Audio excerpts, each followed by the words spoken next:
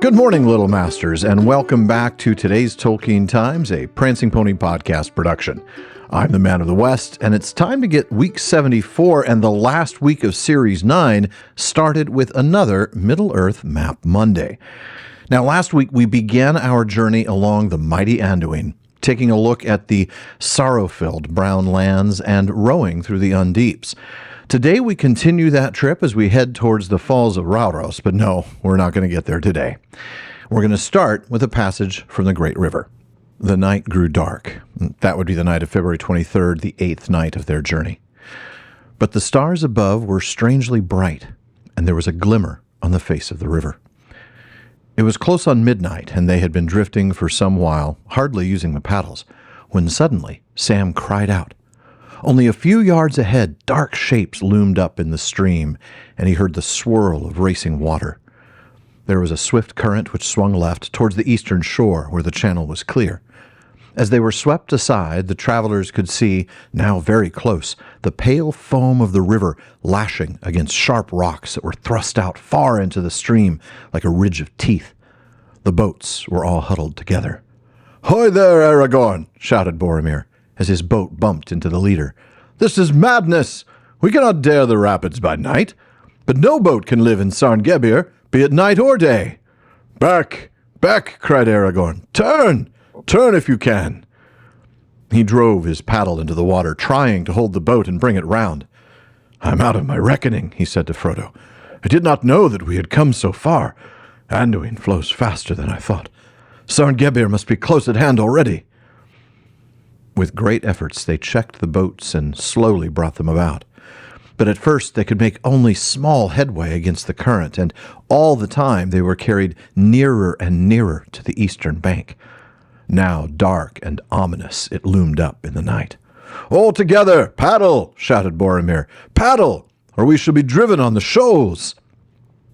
Even as he spoke, Frodo felt the keel beneath him grate upon stone. All right, let's go ahead and take a look at these. Sarngebir is a Sindarin name. It means stone spiked, according to Tolkien's Unfinished Index, and it means great danger for the company, coming on it especially unexpected in the middle of the night. Now, right after the part I read, they were attacked by orcs, and Legolas shot down the mount of a flying Nazgul. These rapids appeared as the Anduin wound its way through the beginnings of the Emyn Muil. The company would end up leaving the river, carrying their boats down a portageway on the west bank, getting back to paddling in the river on the morning of February 25th. And that is when we get to perhaps the most recognizable and iconic moment of this part of the journey. Before the travelers lay a wide ravine with great rocky sides to which clung upon shelves and in narrow crevices a few thrawn trees. The channel grew narrower and the river swifter. Now they were speeding along with little hope of stopping or turning, whatever they might meet ahead. Over them was a lane of pale blue sky. Around them, the dark, overshadowed river, and before them, black, shutting out the sun, the hills of Emyn Muil, in which no opening could be seen. Frodo, peering forward, saw in the distance two great rocks approaching. Like great pinnacles or pillars of stone they seemed. Tall and sheer and ominous they stood upon either side of the stream. A narrow gap appeared between them, and the river swept the boats towards it. "Behold the Argonath, the pillars of the kings," cried Aragorn. "We shall pass them soon. Keep the boats in line, and as far apart as you can. Hold the middle of the stream." As Frodo was borne towards them, the great pillars rose like towers to meet him. Giants they seemed to him, vast gray figures, silent but threatening. Then he saw that they were indeed shaped and fashioned. The craft and power of old had wrought upon them, and still they preserved through the suns and rains of forgotten years the mighty likenesses in which they had been hewn. Upon great pedestals, founded in the deep waters, stood two great kings of stone. Still, with blurred eyes and crannied brows, they frowned upon the north. The left hand of each was raised palm outwards in gesture of warning. In each right hand there was an axe. Upon each head there was a crumbling helm and crown. Great power and majesty they still wore, the silent wardens of a long-vanished kingdom. Awe and fear fell upon Frodo, and he cowered down, shutting his eyes and not daring to look up as the boat drew near. Even Boromir bowed his head as the boats whirled by, frail and fleeting as little leaves under the enduring shadow of the sentinels of Númenor. So they passed into the dark chasm of the gates. Now, in penciled notes, Tolkien originally called them Sarn Aran, King's Stones, but changed it to Argonath, which Tolkien tells us means royal stones, as it contains the element gon or gond, as in stone in Elvish, like in Gondor.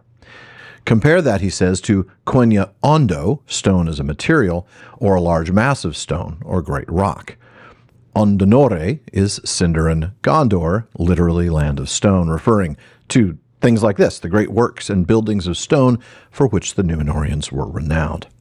In Sindarin, the shorter gon was used for smaller objects made of stone, especially carved figures. Now, he goes on to discuss briefly the other elements. In Sindarin, Ath was the sign of collective or group plurals, here used because the Argonath were a pair of twin statues. The Ar or Ara was a prefix expressing royalty. Of course, we see this in Aragorn or the Númenórean kings like Ar-Pharazôn. Now, a bit more about the Argonath themselves rather than just their name. Appendix A gives us this. After defeating the Easterlings in 1248, Minalcar took the name of Romendikil. Then we read, on his return, Romendikil fortified the west shore of Anduin as far as the inflow of the Limelight, and forbade any stranger to pass down the river beyond the Emyn Muil. He it was that built the pillars of the Argonath at the entrance to Nen Hithoil. But since he needed men, and desired to strengthen the bond between Gondor and the Northmen, he took many of them into his service, and gave to some high rank in his armies. Now, it doesn't say precisely when they were built. It could be shortly after his victory in 1248, or at some other time while he was regent and governed Gondor, until he succeeded his father Calmacil in 1304, or during his reign as king, which lasted until 1366. In any case, we're now in 3019, so we're talking about 1700 years plus or minus 50. That would be like coming across stone statues now that were built around the year 300 AD. These are old. And they're giant. So that means I'm going to break out the Old English phrase, Eald ente Joerk, the ancient work of giants. And finally, I've talked about this before, probably here on the TTT, but as this is my 439th episode, I hope you'll forgive me for not recalling exactly where. But the presence of the axe is interesting. Hammond and Skull point out that the sword seems to have been the usual Númenórean weapon, but axe is a deliberate change from sword, which appeared in the draft. And that's interesting. Why make the change from a sword to an axe, especially since swords are the more usual Númenórean weapons? I've long had this headcanon, and to be clear, that's all this is. I have zero textual evidence to support this, but that's because there's just no textual evidence in any direction. Anyway, if you remember, the Argonath were built by Romendikil or Minalcar. He had a special affinity for the Northmen and desired to strengthen the bond between Gondor and the Northmen, so much so that he took many of them into his service and gave to some high rank in his armies. And I can't help but wonder, is it possible that the Northmen of Middle-earth, kind of like the Northmen of the primary world, often fought with the axe instead of the sword? And this was some way of acknowledging that, some way of sort of a tip of the hat to the Northmen. I don't know, but I like the idea. Well, I didn't get to Nen Hithoil, Amon Hla, Amon Hen, Tol Brandir, or the Falls of Rauros, so I suppose the next time that I do a series of Middle-earth Map Mondays, we'll have to start there. Folks, that wraps it up for Middle-earth Map Monday, but if you have a mailbag question you'd like me to answer in Series 10, or if you have ideas for more Middle-earth Map Mondays, please email them to barlaman@theprancingponypodcast.com. Be sure to let Barlaman know that it's for today's Tolkien Times. To those of you who support the TTT on Patreon, thank you. Your support helps enable me to put the time and resources into writing and recording these episodes. Now, if you're not yet supporting the show, please visit patreon.com/TolkienTimes. You can join the TTT Content Council and get a voice in deciding what I talk about each series. Get a bonus episode every week, a hangout every month, and more. And join me again tomorrow on today's Tolkien Times for Tolkien Tuesday as we continue to hear from the professor himself.